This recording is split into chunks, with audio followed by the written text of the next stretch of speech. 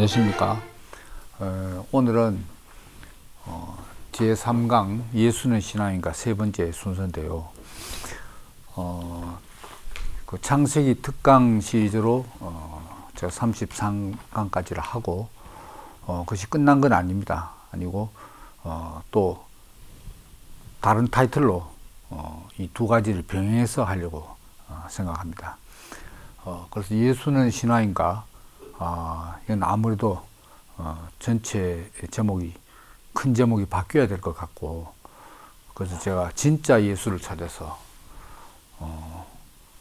찐 예수를 이제 찾아서라고 할 수 있는데, 이게 신학적으로 말하면 이제 기독론에 해당되기도 하고, 그 전통적인 조직 신학의 범위를 넘어서 좀 광범위하게 이제 예수를, 진짜 예수가 누구인가 하는 것을 이제 탐구하는 그런 이제 타이틀입니다. 지난 두 번에 이어서 오늘 세 번째로 그 예수는 신화인가 하는 제목으로 말씀드리려고 하는데요. 이제 이 예수는 신화다 라는 책의 저자 티모시 티모시 클리크하고 피터 겐디라는 이 두 사람이 주장하는 이제 바는, 두 사람 다 이제 영지주의 시각에서 예수를 바라보는데, 예수는 신화라는 거죠. 두 번에 걸쳐서 제가 말씀드렸습니다만은, 어떤 내용의 신화냐 하면, 그 지중해 이 세계, 고대 지중해 연안에 있는 거의 대부분의 이 국가들이 똑같진 않지만 비슷비슷한 버전의 그 신화를 가지고 있다는 겁니다. 그 신화의 핵심은 뭐냐? 신인.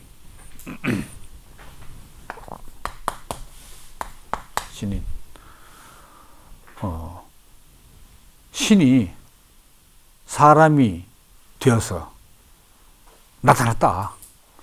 하늘의 신이 이 지상에 사람으로 왔다 하는 이제 신인이 이 신화의 핵심입니다. 그리고 이 신인은 하나님, 신이면서 사람이고 또 신이면서 사람이 되어 왔으니까 이제 가장 큰 이제 신인의 특징이 죽었다가 부활했다 하는 죽음과 부활입니다.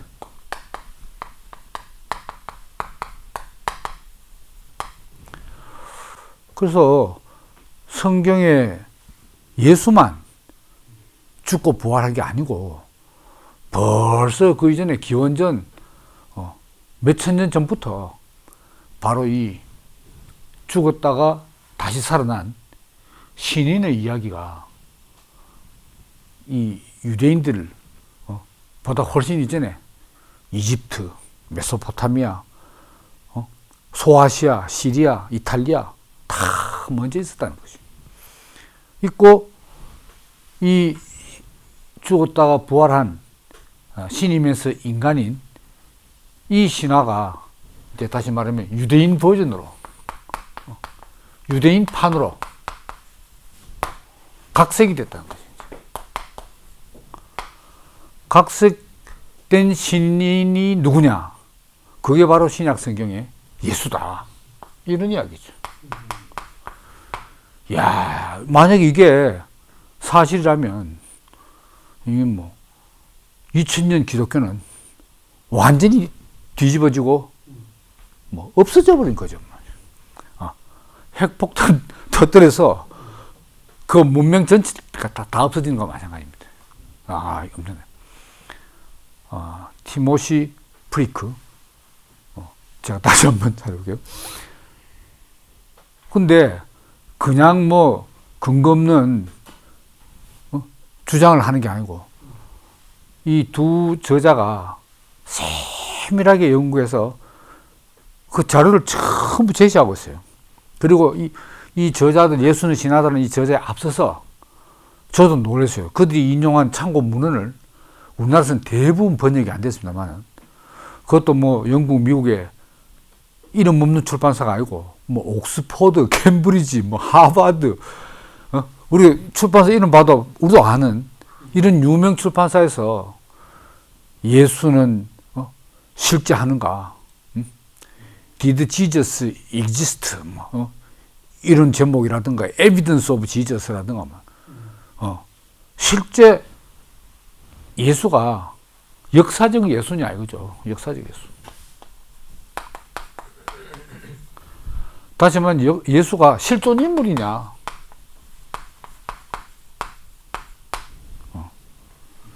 근데 이제 예수는 신하다 하는 말은 글자 그대로 신하지 역사적 인물이 아니다.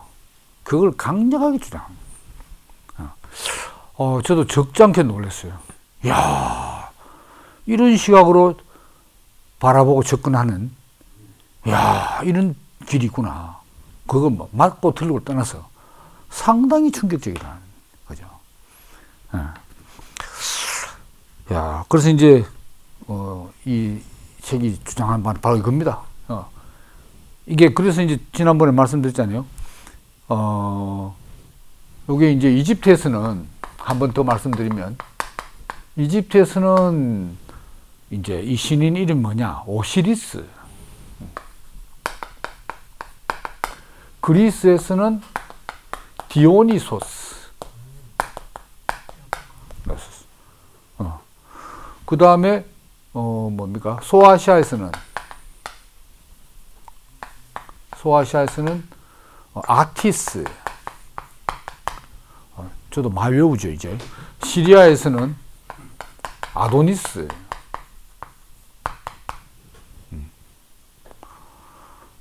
이렇게 되어 있어요. 그리고 이탈리아가 하나 더 있는데, 좀 까먹었습니다. 이렇게. 그러면, 이제, 가나안에서, 팔레스타인에서는, 그 이스라엘에서는, 이게 바로 이 신인이 예수다. 근데, 이런 죽었다가 부활한, 신이 인간이 되어 온 이 신화의 주인공, 이름은 다 다른데, 거의 내용이 비슷하다. 그래서 그때 내용이 비슷한 게 뭐라고 했습니까? 큰 내용 비슷한 게. 처녀에게서 잉태했다는 거. 처녀.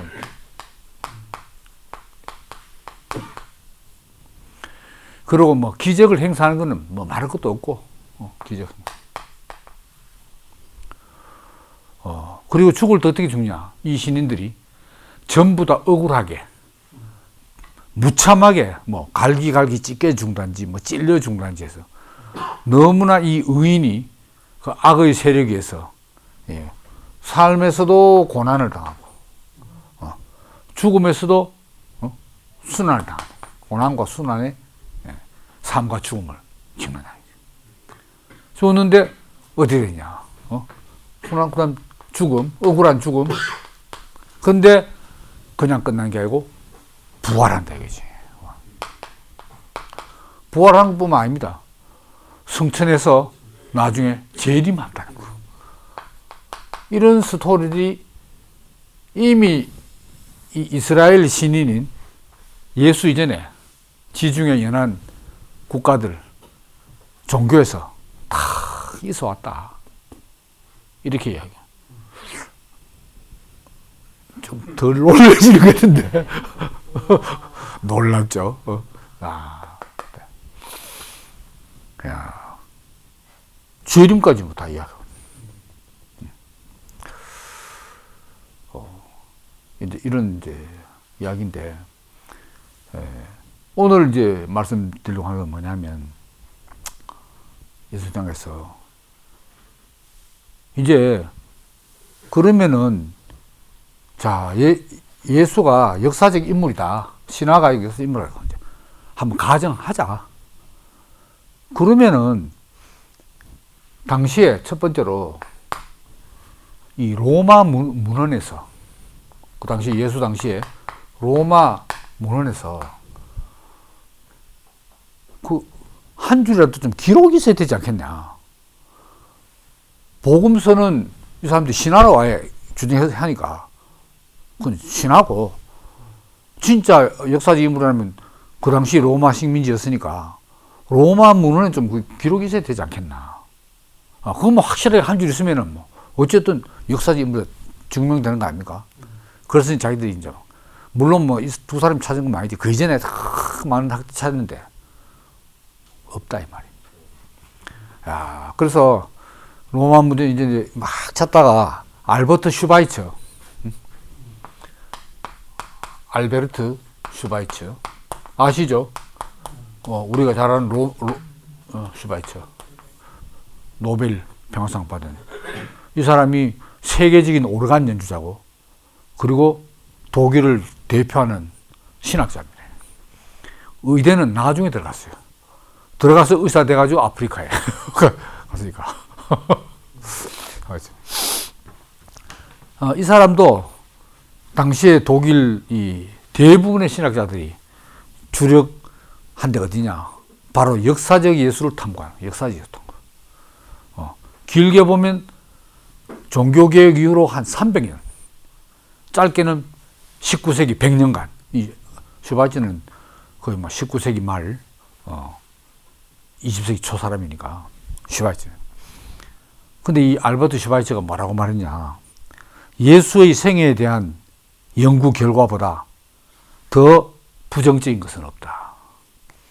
역사적 예수의 존재 기록은 없었던 것이다. 구세주로 세상에 오고 이 땅에 하느님 왕국을 세우고 세상 죄를 대속하기 위해 죽었다는 나사렛 예수의 이미지는 연구하면 할수록 차례차례로 파괴되었다. 이렇게 됐네. 뭐 이쪽 사람들은 아예 뭐 영지주의 입장에서 한 거니까 편견을 가지고 접근한다 쳐도, 슈바이처는 독일 루터교의 정통 신학자 아닙니까?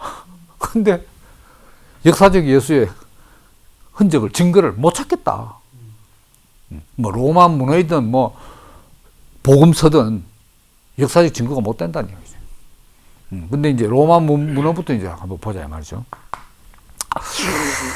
이 로마인들은 그 상당히 어떤 역사적 사건들을 아주 상세하게 꼼꼼하게 기록을 한 사람들이었고, 특히 법적인 문제, 법적 조항에 대해서는 세밀하게 그 기록을 해 놓는다 이거죠. 법적 조항이라는 말, 다시 말하면 이제 누가 범죄해서 처형을 어떻게 하고 했다는 그런 기록은 철저히 보관하는 사람들이. 근데 그 뭡니까? 팔레스타인에서 자기들 식민지에서 예수라는 사람이 처형됐다 하는 기록은 없는 거야. 당시에 법적 조항을 다 기록을 찾아봐도 재판기를 찾아도 없다는 이야기죠. 사람이 한 죽은데도. 뭐 그런 이제 이야기고요. 근데 이제 예수 자신은 아니고 기독교인들에서 언급된 기록은 있다 이거죠. 그게 뭐냐면 AD 112년 당시에 그 소아시아 비타니아 총독인 총독 플리니우스 사람, 플리니우스 총독이 이제 팔레스타인 총독은 아니고 총독이 그 당시 황제 트라이아누스 황제에게 서신을 보냈는데, 이 기독교인들을 잡아서 어떻게 처형하면 됩니까? 처리하면 됩니까? 또 어떤 경우에는 체포해야 되고 어떤 경우는 로마 법을 어기지 않으면 뭐 안 해야 됩니까? 요런 이제 황제한테 이 총독이 문의하는 서신에서 기독교인 언급이 나온다는 거죠. 기독교인. 그렇지만 이제 거기에 대해서 이제 기독교인에 대한 언급이지만 예수에 대한 언급은 없었다 이거죠. 그것도 예수 죽은 뒤 100년이 넘어서 112년 서신에서 기록이 나온다. 이런 이야기고. 그 다음에 이제 로마 역사가 수에토니우스, 저도 뭐 처음 보는 이름인데, 수에토니우스. 우스란 사람이 무슨 했냐면,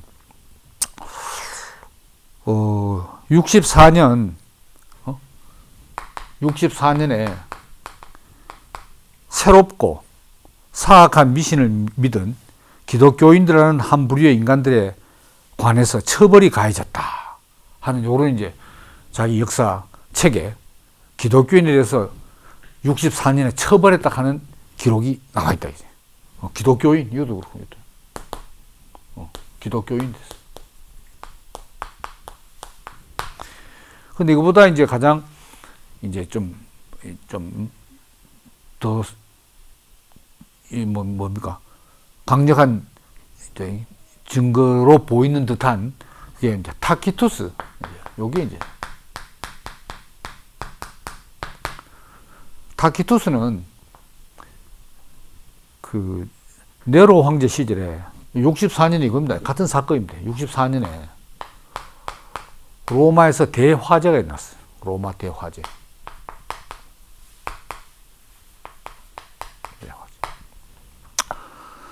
여기서 이제 네로가 이제 이 기독교인들을 희생양으로 삼아서 로마 화재 주범이 크리스찬들이다. 이래서 이제 아주 무자비한 이 처형을 했지 않습니까? 그걸 기록해 놓은 거예요. 타키투스.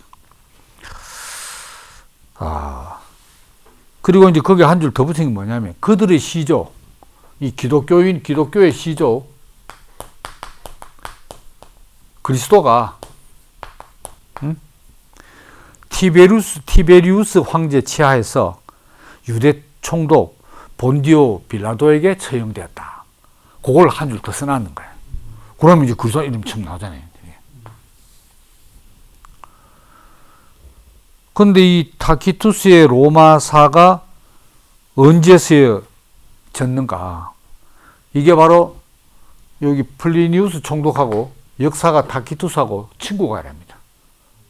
그러니까 거의 이 112년에 이 편지 보냈던 이 사람하고 거의 같은 연대 사람이고, 그러니까 이 사건 나고 기독교인들이 무참히 처형된 50년이 지나서 쓴 역사서예요. 50년이 지나.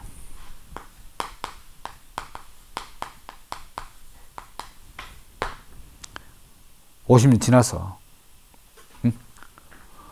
그러니까 이제 문제는 뭐냐면 이 사람이 50년 뒤에 이 대화제 사건도 50년 뒤에 썼는데,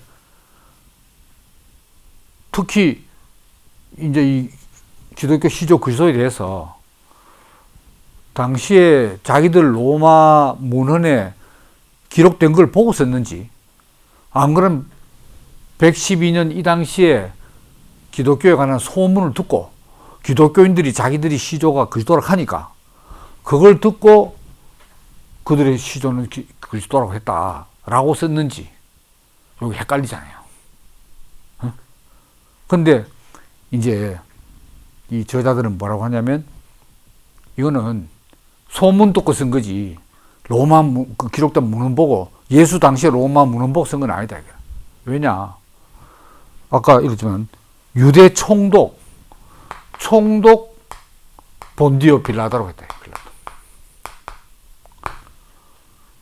근데 예수 처형할 때 당시에 빌라도 총독이 아니었답니다. 사령관이었대. 그건 자기들 역사책이 다 나오는 거라. 사령관이었대. 그러니까 총독 빌라도에게 쓴 걸 봐도 그때 다 기독교인들이 총독 빌라도에게 한 그 소문 그대로 쓴 거지 실제로 자기가 로마 기록을 보고 쓴 건 아니다. 그래. 뭐 예리하죠. 딱 그 기록에 사령관 나와 있대. 로마 문헌에 나. 야, 그래서 왜 그 한 줄도 없나? 그건 두 가지 가능성이 있는데, 한 가지는 아예 예수가 역사적 인물이 아니니까, 역사적 인물이 아니니까 안 썼을 거다, 이렇게 말할 수도 있고, 그 다음에는 역사적 인물이라 할지라도 뭐 로마인들에게는 예수 정도는 하찮은 기록할 가치도 없는 인물 때문에 안 했다. 이렇게 말할 수 있다 이거지. 예. 그러면은 이제 역사적 실존 가능성을 조금 여지를 두고 있는 거 아닙니까? 이제 그러면은 자, 그럼 이제 로마문은 말고 다른 문헌에 없나? 혹시 유대 역사가가 자기들 민족 일이니까 그 예수에 쓰지 않았겠나? 이렇게 이제 또 희망을 갖는 거죠. 그러니까 이제 유대인들에게 그 예수는 우리가 오래 기다려왔던 메시아구나. 이렇게 반응을 보일 수도 있고, 아니면은 신성 모독을 한 사기꾼이다. 뭐 두 가지 중 하나겠죠. 사실은 이제 그 후자 때문에 처형됐지만은 둘 중에 하나인데, 이랬든 저랬든 사기꾼이든 메시아든 유대인이 쓴 역사 기록물에는 언급이 되지 않겠나. 그 확률이 높잖아요. 로마 역사가보다는. 로마가 지금 지배하는 세계가 얼마나 넓은데 그 뭐 변두리 하나 안 쓸 수도 있다 이거지. 그럼 유대는 자기 나라 그 좁은 땅에서 일어난 일인데 하는 겁니다. 그래서 이제 유대인 중에 이제 두 예를 들면 필론이라는 사람이에요. 이 사람도 많이 그런데요. 필론. 또 필론은 더더구나 예수와 동시대 사람입니다. 근데 팔레스타인에 산 게 아니고 이 사람은 그 헬라화된 유대인으로서 이 거주지가 알렉산드리아, 이집트의 그 알렉산드리아에 살았어요.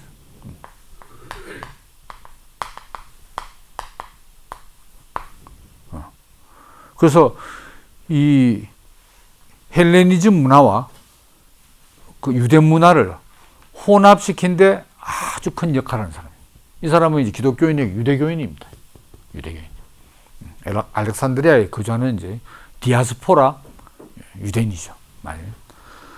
근데 이 사람은 역사, 철학, 종교 분야에서 50여 권의 책을 남겨요. 대작가죠. 50여 권. 이 저술이 오늘날까지 남아있는 거라. 오늘날까지. 그래서 아까 말한 이 본디오 빌라도에 대해서도 아주 자세하게 써놨대요. 그렇게 자세하게 썼는데 빌라도가 예수를 처형했다는 글은 없는 거라. 예수에 대해서는 한 줄도 없는 거야. 네, 그게 첫 번째 이제 역사성을 의심하는 거고, 두 번째는 이제 요세푸스. 이 사람도 이제 유명합니다. 요세푸스.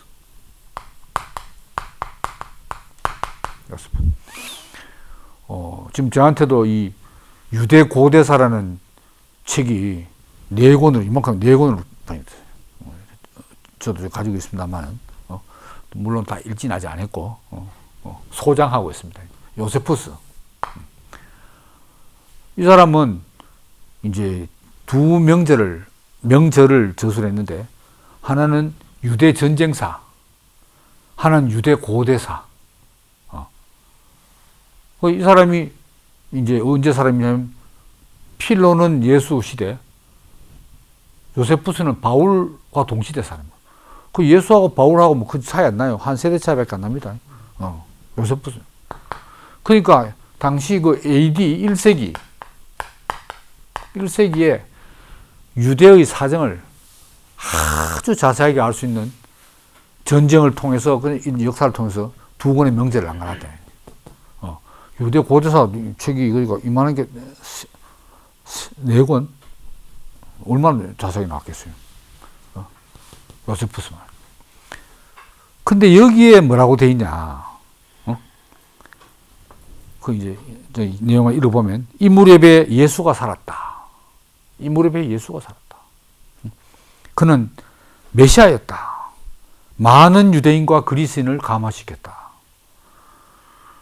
유대 사회의 요인들이 그를 고발한 탓에 빌라도가 그를 십자가형에 처했을 때도 처음부터 그를 사랑한 사람들은 결코 그에 대한 사랑을 버리지 않았다. 그리고 그가 이미 수많은 기적을 일으켰듯이 죽고 사흘째 되는 날 그는 다시 살아나서 그들 앞에 나타났다. 그리고 그의 이름을 따서 그리스도 교인들이라고 부르는 무리들은 오늘날까지도 사라지지 않는다. 이렇게 적어놨네, 요세푸스가. 그리고 또 다른 데 보면 이 기적을 행하는 예수가 빌라도 앞에 끌려왔을 때 빌라도는 예수가 범죄자나 선동자 혹은 왕이라 자칭한 자가 아니라 은혜를 베푸는 자라고 결론 지었다. 예수가 빌라도의 병든 아내를 기적적으로 치료해 주자 빌라도는 예수를 풀어주었다. 그러나 유대인 제사장들이 나중에 빌라도에게 뇌물을 바치고 모든 유대 전통을 무시한 죄로 예수를 십자가에 못 박게 해달라고 청원하였다. 이렇게 유대 고대사에 쫙 적어놔. 바로 이 자료야, 이거야, 이거. 해서 그때부터 예수의 역사적 사실, 역사적 예수의 증거를 이 유대 고대사, 이 책을 근거로 자신 있게 청나. 쭉 긴 세월 수백 년 동안 그래 왔다는 거죠.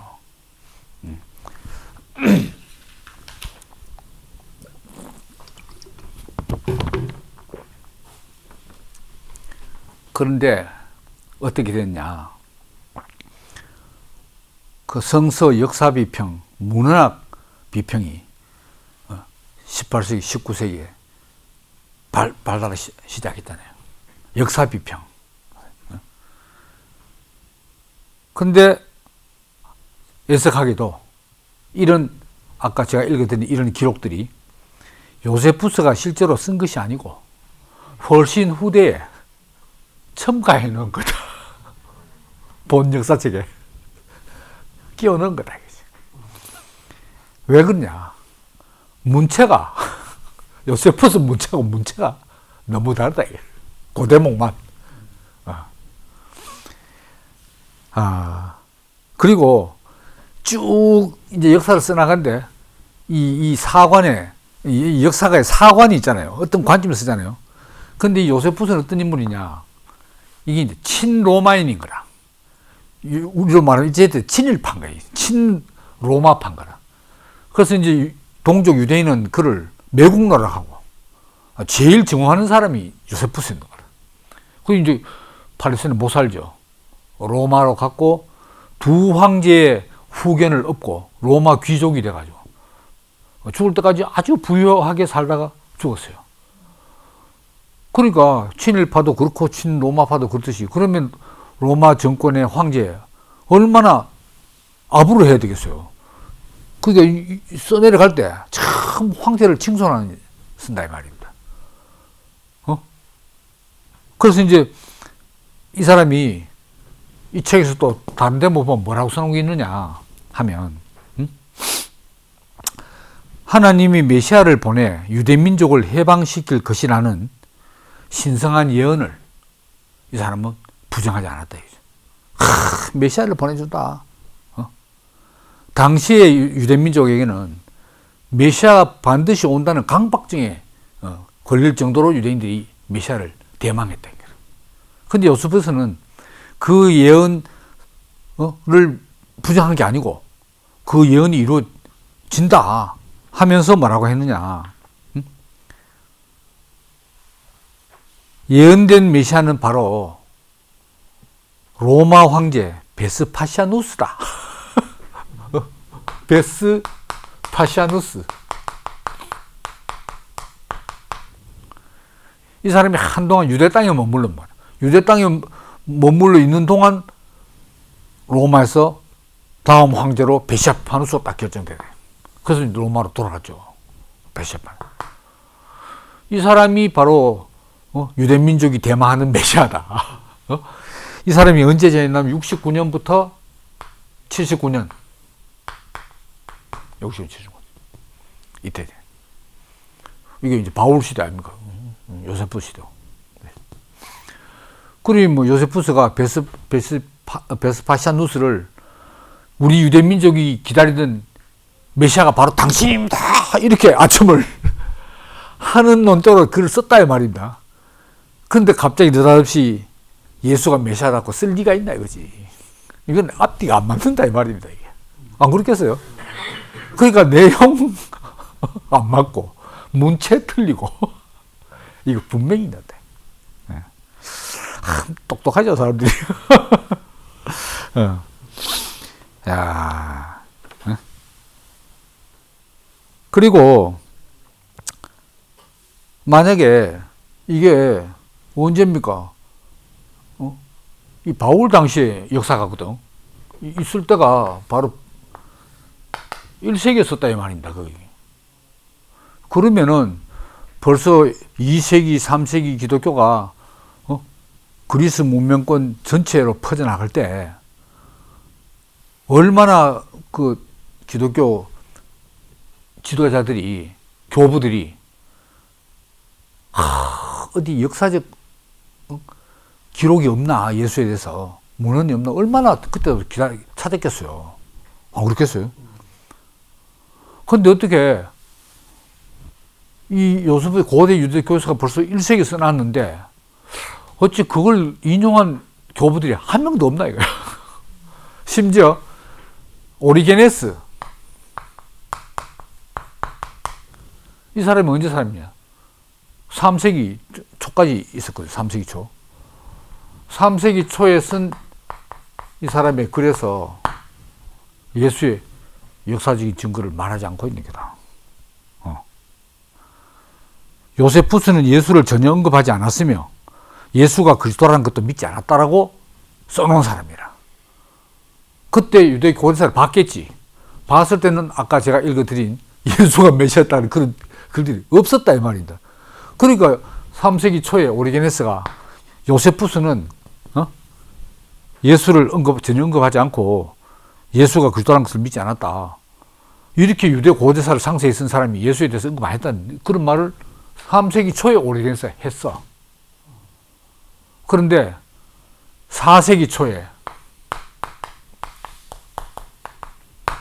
드디어 요세푸스의 유대 고대사에 이런 기록이 있다라고 한 사람이 나타나는 거라.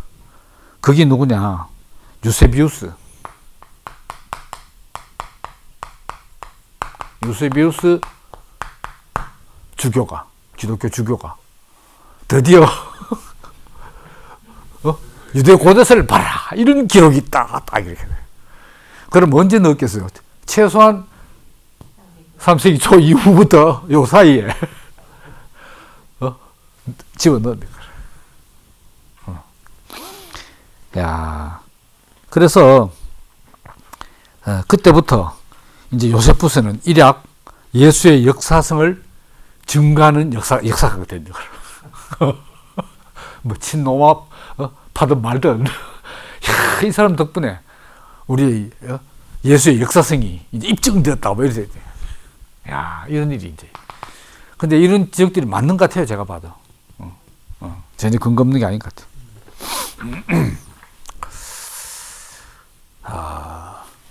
그러면 이것도 이제 못 믿는다. 유대 고대사도 못 믿는다. 그럼 유대 문헌이 또 남아있는 게 뭐냐? 그럼 성경 외에는 탈무드다 이거지. 탈무드.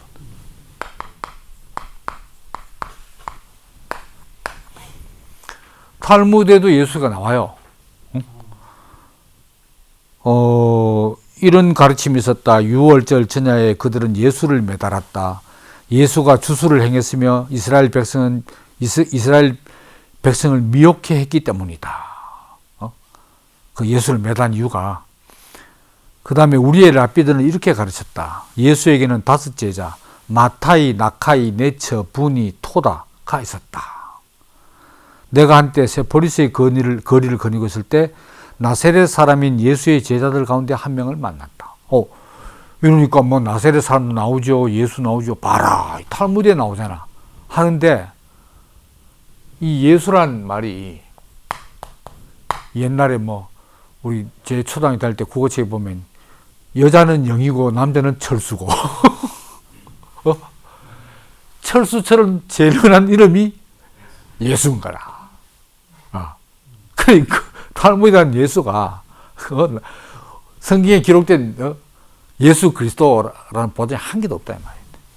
그리고 요세푸스가 유대인들을 언급할 때 자기 역사책에 같은 예수, 다른 이름은 같은데 다른 사람이 10명이 나와요. 예수 이름이. 이 유대 고대사 10명이 있다. 이름은 같고 사람은 다르고. 그리고 뭐 5제자 이름 처음 들어본 이름. 그게 분명히 이 사람도 아니고. 그죠? 그리고 나사렛 사람 하는 게 이게 유대교 한 종파를 말할 때 나사렛 사람을 가지, 나사렛 출신이란 말이 아니다 이거예요. 이게 나사렛 출신 떠는 게 아니래요. 이게 한 게.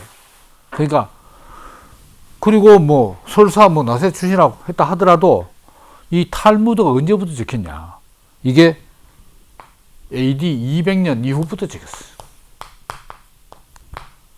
예수 시대 200년 뒤에부터 탈무드가 기록되기 시작했다 이 말이에요. 그러니까 뭐 200년 뒤에 그 뭐 소문 듣고 기록하는 것도 있고, 탈무드도 못 믿는다.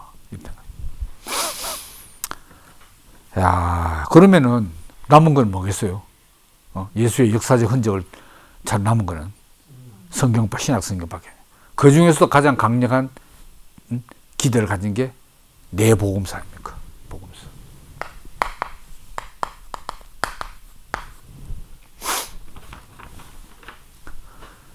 아까 슈바이처가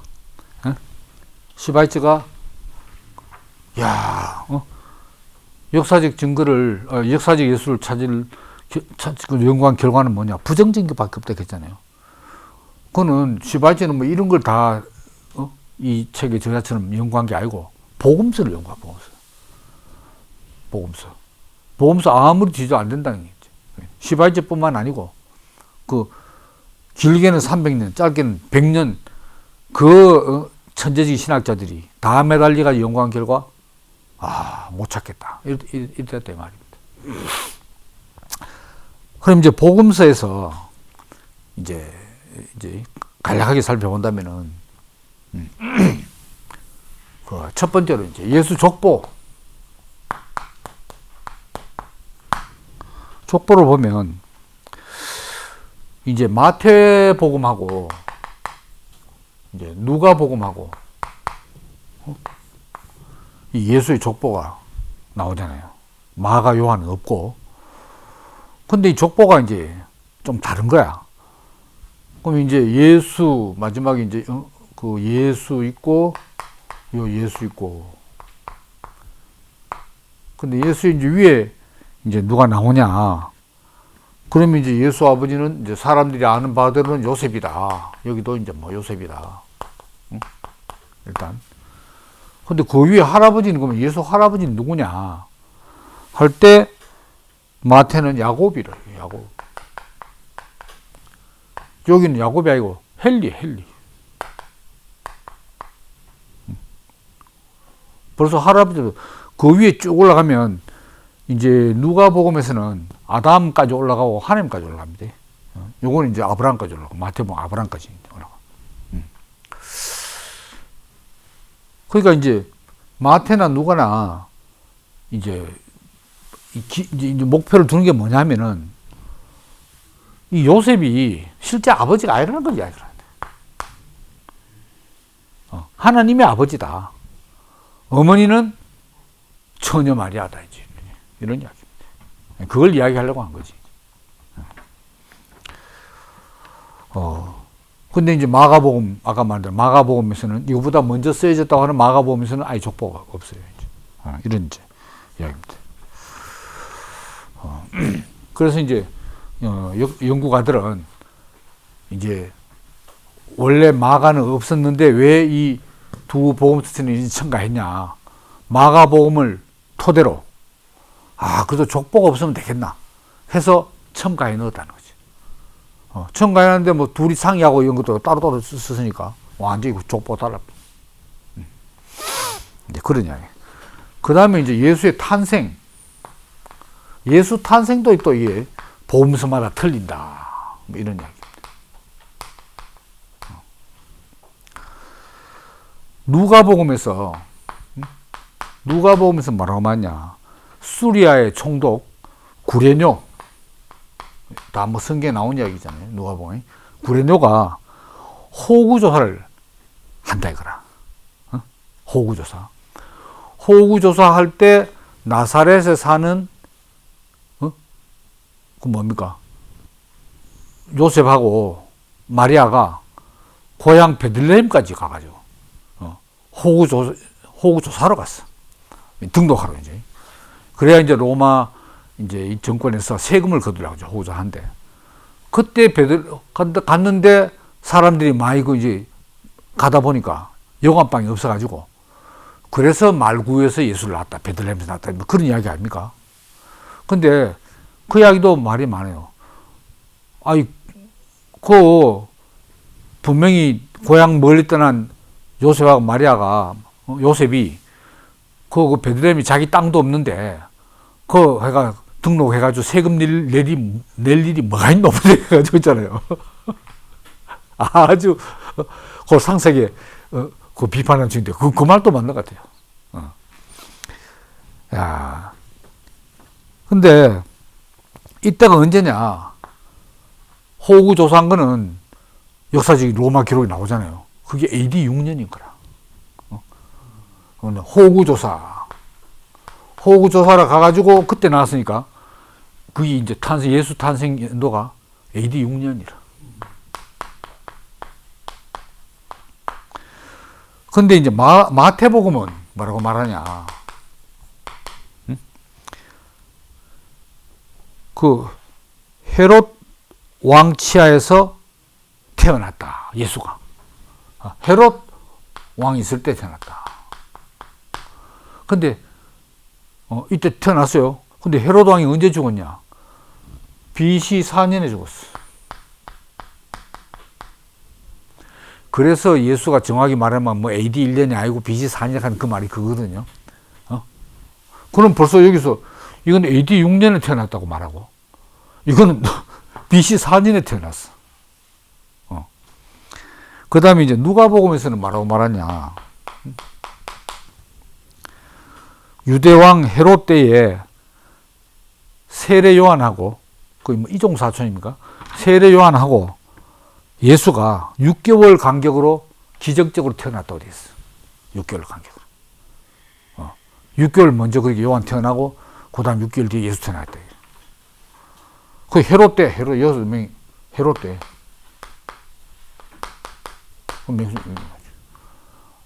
늦게 나도, 최고 늦게 났다 해도 헤롯 때니까 죽기 전에 났는지 모르는데, 제일 늦게 났다 해도 4년 아닙니까? 그래서, 자, 그럼 이때, 4년 태어나기 전에 마리아가 임신했다 칩시다. 임신해 있었는데 호구조사로 가는 연도 6년이니까 결과적으로는 마리아가 10년 임신하고 있었다. 뭐 이런 얘기.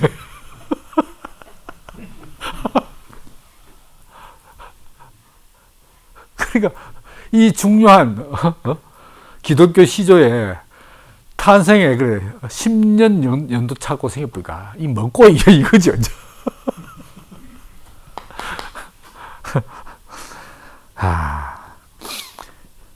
그 다음에 이제 예수의 설교, 예수의 활동.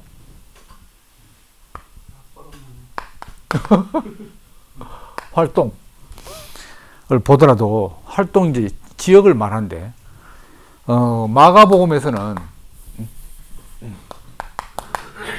활동 지역이 이제 갈릴리 지방이라. 갈릴리.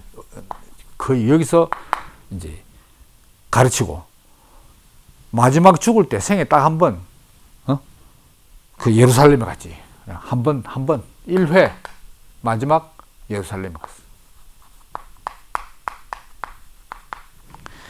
네, 그에 반해서 누가는 갈릴리와 유대 땅, 예루살렘이 유대 땅이 있잖아요. 갈릴리 북쪽 가려고 유대 땅하고 골고루 다니면서 가르쳐도 있어. 그리고 요한복음은 예수 활동의 주 무대가 예루살렘이라.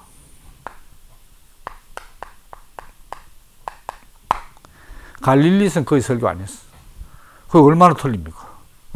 마가복음은 죽을 때 한 번 예수를 갖다 거 죽고, 이건 주로 무대가 예루살렘이고, 이건 반반이구만.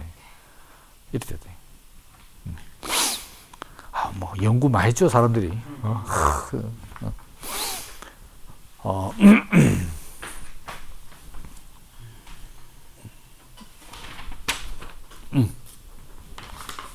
그 다음에 좀 주면 그 다음에 예수의 죽음, 중요한 예수의 죽음에 대해서 한번.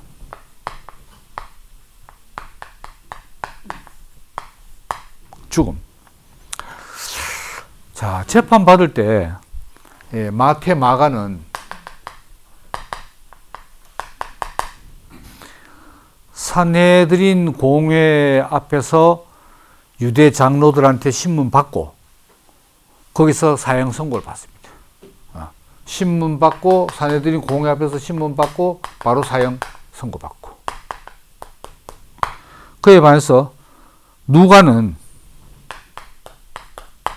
신문은 받는데 사형 선고는 안 받아. 사형 선고는. 그 다음에 요한복음은 아예 산헤드린 공회 앞에서 신문도 안 받아. 이런 차이를 보인다. 그 다음에 마지막 예수가 십자가에서 죽을 때, 운명할 때 예수가 했는 말, 그죠? 이거는 이제 마태, 마가는 시편 22편을 이제 인용해서 시편 22편 아시다시피 하나님, 나의 하나님, 나의 하나님, 어찌하여 나를 버리시나이까? 엘리 엘리 라마 사박다니. 이렇게 이제. 그에 반해서 누가복음은 뭐라고 말하냐? 시편 31편. 아버지여, 내 영혼을 아버지 손에 부탁하나이다. 하고 운명했다. 그 다음에 이제 요한복음은 내가 목마르다 한 말 뒤에 다 이루었다. It is finished. 다 이루었다. 이렇게 말했네. 그래서 자기들 주님의 그 마지막 일성을 어떻게 이렇게 다르게 적는 거야? 좀 연관성이 좀 있어야지.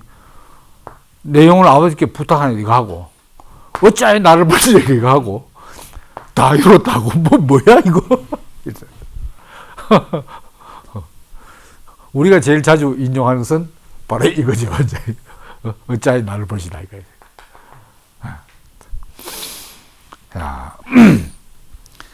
그 다음 그것뿐만이 아닙니다. 이제 예수의 이제 무덤 대목에서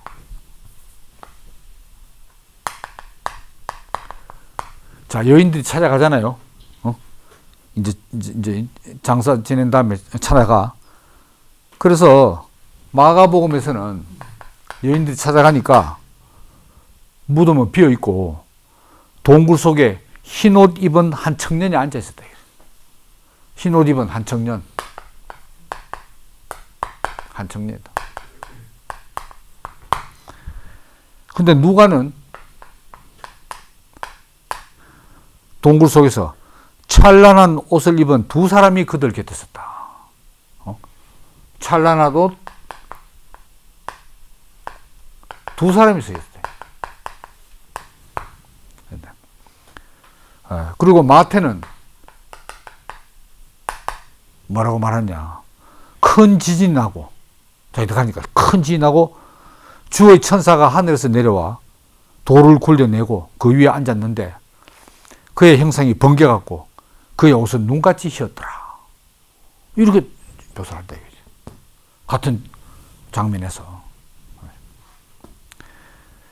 그 다음에 이제 예수의 부활.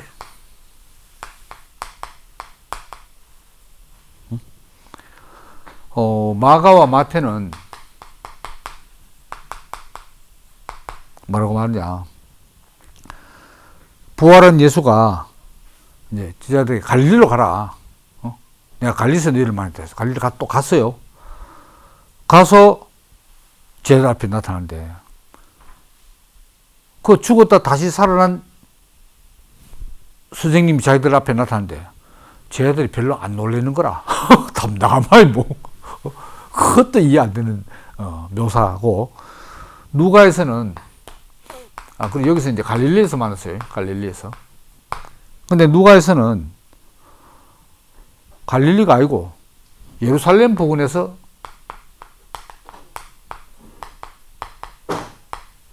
다른 제자를 만나는 거예요. 이렇게 돼 있고, 근데 사도행전에서는 뭐라고 말하냐. 예수가 제자들에게 아예 예루살렘을 떠나지 마라. 예루살렘을 떠나지 마라. 떠나지 마라. 이렇게 말하다. 그럼 갈릴리 가라겠다. 예루살렘 부근에서 만나. 이건 또 예루살렘 떠나지 마라 하고 갈릴리에서 만나고 얼마나 틀리냐 이거지. 부활한 묘사에서도. 이런 이제 것들을 볼 때 말을 하는 게 뭐겠습니까? 역사적 기록이 아니다는 거지. 역사적 기록. 역사적 기록은 이렇게 다룰 수가 있나? 그래서 복음서는 이제 이들이 하고 싶은 말, 하나님의 신성한 말씀이 아니다. 결론 그걸 도출해 내려고 한 거예요. 하나님의 신성한 말씀이 아니다. 그 19세기 100년간 역사적 예술을 연구하기 위해서 성서 역사 비평, 소위 고등 비평, 양식 비평을 한 사람들의 결론은 뭡니까? 성서는 신성한 하나님의 계시가 아니다. 그럼 계시가 아니면 뭐냐? 인간의 창작물이다. 인간의 기록일 뿐이다. 그러니까 오류가 있고 기록자마다 다 다르지. 이런 이야기입니다. 이걸 꼭 100% 제가 맞다고 지지하는 건 아니고 이들이 주장한 게 그렇다 이 말이죠.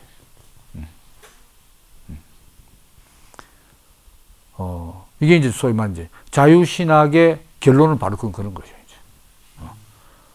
그 어떤 하나님의 계시를 보죠. 이거 보면 현상 보면 그렇잖아요. 계시 많은 것 같지 이거 왜 더 설득이 있지. 근데 이제 뭡니까? 칼바르트의 신정통주의는 뭐냐? 신정통주의는 자유주의 신학 뒤에 나오잖아요. 칼바르트 선생님들이 전부 자유주의 신학자들 아닙니까? 그 밑에 제자가 바로 다시 계시를 인정하는 거지. 그래서 정통주의는 성경은 하나님의 계시다. 이거 자유주의는 하나님의 계시가 아니다.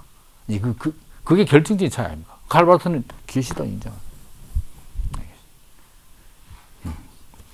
칼바르트 자유주의에서 배웠으니까 이런 거 다 인정하죠. 드러난 걸 부정 어떻게 하겠어요? 그럼에도 불구하고 하나님의 계시다. 이렇게 나.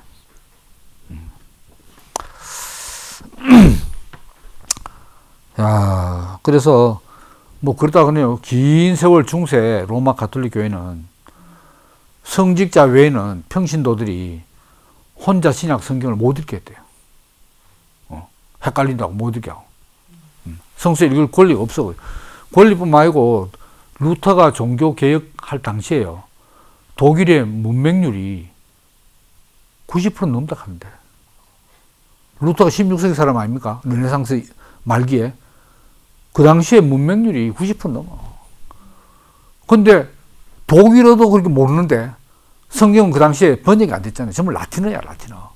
아니면 히라버, 이거 이제 가톨릭 신부들은 전부 라틴어니까. 라틴어 어찌 압니까? 라틴어 해독률이 그때 3%밖에 안 돼. 해독한 사람이 3%밖에 안 돼. 그래서 루터가 구텐베르크 이제 인쇄기가 나왔으니까 그 히라버를 독일어로 번역해가지고 막 찍어내면서 성경을 전 독일 국민에게 보급했던 거 아닙니까? 그게 종교개혁의 큰 기폭 역할을 직접 이제 성경을 대할 수 있어요. 그러니까 중세에 기독교인들의 그 신앙의 내용과 수준이 뭐 어떻게 했겠어요? 뭐 말하면 미신과 다름없는 거지. 전부 미신이야, 미신. 그 미신 위에 이제 사제와 추기경과 교황이 군림하고 있는 거죠. 이제. 예. 그다음에 이제 또 이제 많은 건 이제 그 마태 여기까지 되고 마태, 마가, 누가 여기에서의 예수님의 그 가르침 말씀들은 뭐 이제 비유로 이제 역동적 비유의 말씀이 대부분 그 예수 무덤, 예수 가르침.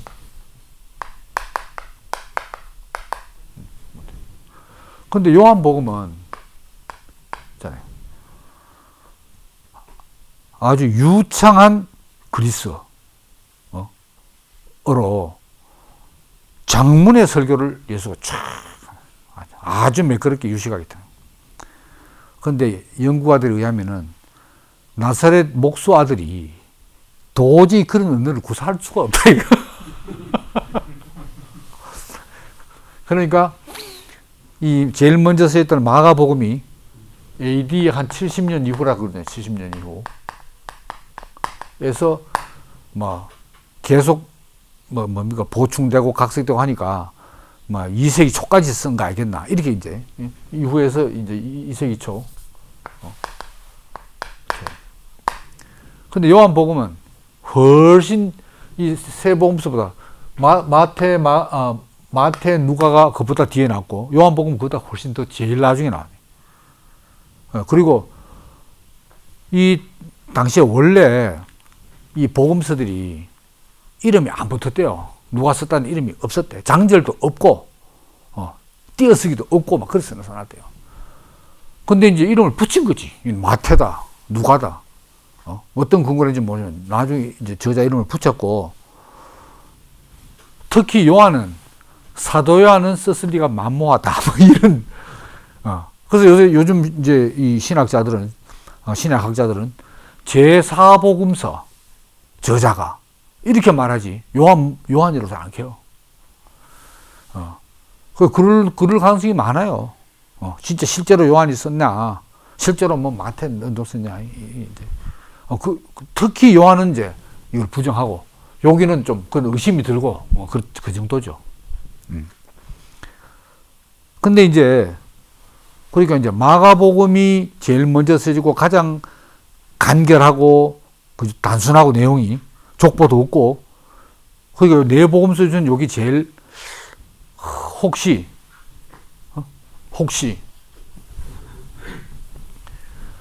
예수의 목격담 아니겠나? 마가복음이 예수의 목격담.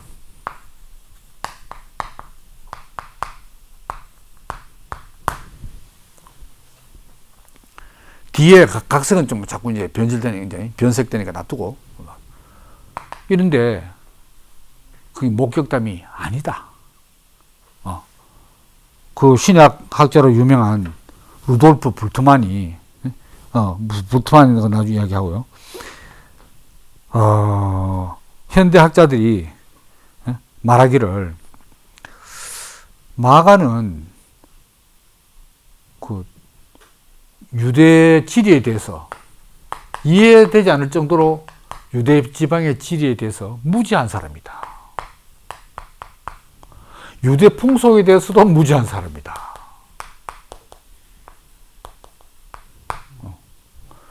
그래서 이 마가는 베드로의 비서였거나 베드로의 통역관이에요. 베드로는 그리스를 잘 못했는 모양이지. 통역관. 평소에. 그 예를, 저도 놀랐어요. 딱 예를 한번 들어볼까요? 마가복음 7장 31절에 뭐냐면 예수의 이제 그 행적을 이제 그 이야기하는데, 예수는 두로 지역에서 나와가지고 시돈을 지나 데가볼리 지역을 통과하여 갈릴리, 갈릴리 호수에 이르렀다. 이래 적혔다 이거죠. 근데 이 시돈이라는 지역이 요래 통과해가지고 가는 게 아니고 갈릴리 호수 이쪽이 시돈입니다. 그러니까 예수 목격담을 기록할 정도 같으면 예수와 동시대에 그 지역 사람으로 따라다니면서 저거 될 거 아닙니까? 그런데 어떻게 지명을 이렇게 여기 있는 지역을 이래 통과했다. 그리고 이 지역도 그 당시에 갈릴리 호수에는 1세기는 길이 없었대. 참, 연구만 하죠. 이 잡듯이 우야 더. 그 다음에 그 마가복음 5장 1절에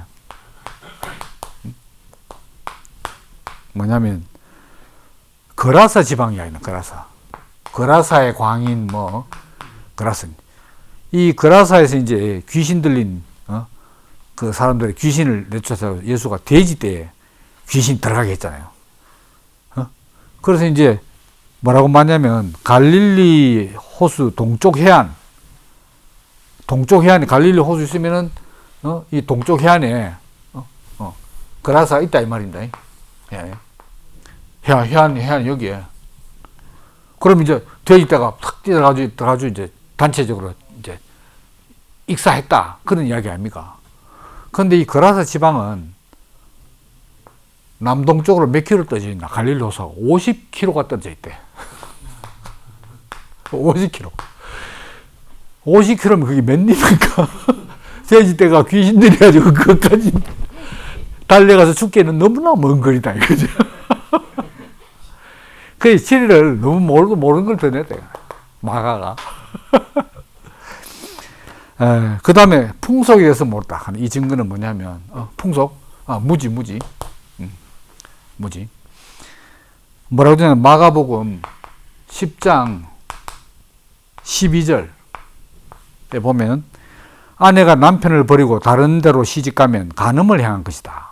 이렇게 적어놨던 거죠. 아내가 남편을 버리고 다른 시집가면. 근데 그 당시 유대 세계에서 여자들은 이혼할 권리가 없었다. 아예 이혼을 못해. 근데 뭐 버리고 뭐 가고 이거. 야, 그러니까 이 마가는 실제 마가인지도 모르고 그 당시 그 지역에 사는 사람도 아니고 그러니까 예수 목격담은 전혀 아니다. 이런 이야기입니다. 그래서 이제 그 역사적 예수와 19세기에 그 자유주의 유명한 사람이 그 번역책에서 역사적 예수에 대해서 저도 한 권 가지고 있는데 브레이드라는 사람이 있어요. 도올 김용옥 선생님 강의 어디 들어보면 이 브레드가 그것도 나와요. 유명한 사람이다 하고 막 나는데 브레드. 마가복음조차도 역사적 정확성보다는 신학적 도구마에 더 관심을 두고 썼다. 역사적 정확성이 아니고 신학적 도구마. 캐리그마에 의해서 쓴 거다. 그 다음에 카를 루드비 슈미트 이런 사람도 같은 독일 학자인데 마가복음의 저자가 기존의 단편적인 이야기들 엮어서 복음서를 편집했다. 그런 얘기. 자기가 뭐 따라다니면서 쓴 것처럼 적어놨지 목격담이 아니다.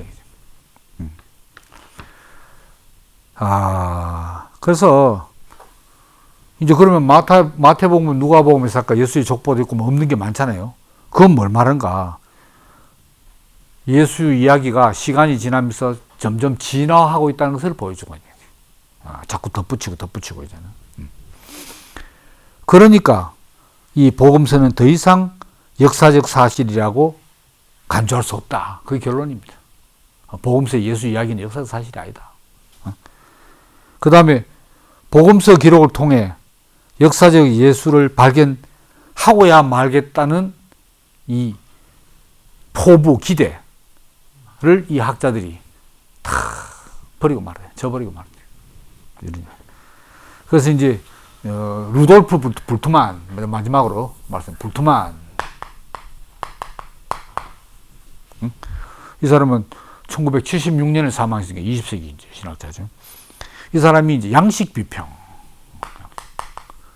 그때는 역사비평, 고등비평이나 역사비평을 이제 했는데, 양식비평. 이거는 이제, 영어로 말하면 폼, 양식이 폼 아닙니까? 폼, 크리티시즘. 폼이 뭡니까? 문체 폼, 문체 양식, 뭐 서간식이냐, 뭐 시 형태냐, 수필 형태냐 있잖아요. 뭐 명령 형태냐, 역사적인 기록 형태는 문체 폼, 문학 양식. 요걸 싹 성경 본문들 전부 나눠가지고 비판을, 유명한 양식. 했는데 뭐라고 말했냐? 그대로 한번 읽어볼게요. 나는 정말이지 우리가 예수의 생애와 실제에 대해서는 거의 아무것도 알 수 없다고 생각한다. 초기 기독교 자료 가운데 그것에 대한 관심을 나타내는 것이 없기 때문이다. 게다가 그 자료들은 단편적이며 대부분 전설을 언급하고 있을 뿐이다. 이렇게 말했습니다. 이야, 그러니까 이제 말하자면 이제 역사적 예수는 좀 어디 갔나. 근데 루도 볼트만은 다른 곳에서 볼트만은 뭐라고 하냐. 다른 건 다 신화적인 폼을 가지더라도 십자가에서 죽은 것만큼은 역사적 사실임을 인정하지 않을 수 없다. 이렇게 이야기했어요. 역사적. 이게 이제 볼트만. 중요한 말인데, 이 예수는 신화다 라는 저자들의 입장에서 보면 역사적으로 죽은 그것도 신화다. 왜? 성경만, 복음서만 나오냐? 여기. 다른 종교에서 미리 이미 있는 종교의 신비 종교 미스테리아에서 나오는 신인이 다 죽었다가 죽은 것 봐. 신인의 스토리에 빠지지 않는 게 죽은 것 봐. 그게 핵심이에요, 핵심. 이러면 죽음도, 그것도 부활을 말하면 죽어야 되니까, 그것도 다 이미 있는 오시리스, 디오니스, 요런 미스테리아 유대인 버전으로 각색한 거 아니냐. 이래 나온다, 이 말입니다. 근데, 만약 그렇다면, 그럼 우리는 진짜 예수를 어디서 찾을 것인가? 요게 이제 문제죠. 저도 지금 찾고 있는 중입니다. 그래서 함께 찾아가 보도록 그렇게 합시다. 감사합니다.